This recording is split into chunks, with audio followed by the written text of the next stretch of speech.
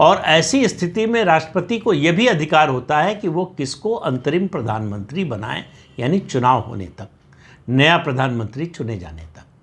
तो 414 लोकसभा सीटें लेकर राजीव गांधी और उनके साथी डरे हुए थे।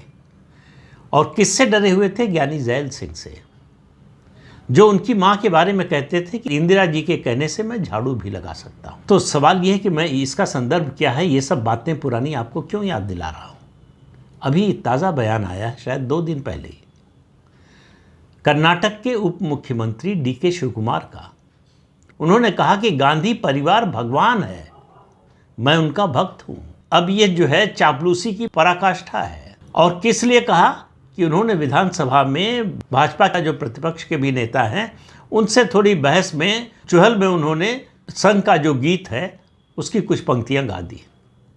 उस पर कांग्रेस के अंदर से उनका विरोध होने लगा। तो उनके लिए पार्टी में बने रहने, पद पर बने रहने का एक ही तरीका था, चापलूसी। और चापलूसी कांग्रेस में और किसी की नहीं चलती, केवल गांधी परिवार की। तो उन्होंने कहा कि गांधी परिवार भगवान है। अब आप बताइए कि ये गांधी परिवार का सम्मान है या भगवान का अपमान है? एक व्यक्ति, वो परिवार जो घोटाले के आरोप में जमानत पर रिहा है, धोखाधड़ी, मनी लॉन्ड्रिंग, तमाम केस लगे हुए हैं, उसको DK शिवकुमार भगवान बता रहे हैं। तो एक दूसरी कहावत याद आती है कि समय आने पर, मौका पड़ने पर गधे को भी बाप बनाना पड़ता है।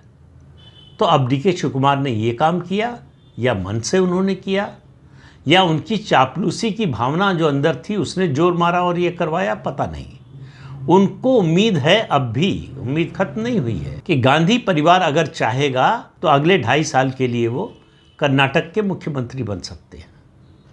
ये बिल्कुल सिर्फ और सिर्फ गांधी परिवार पर निर्भर करता है।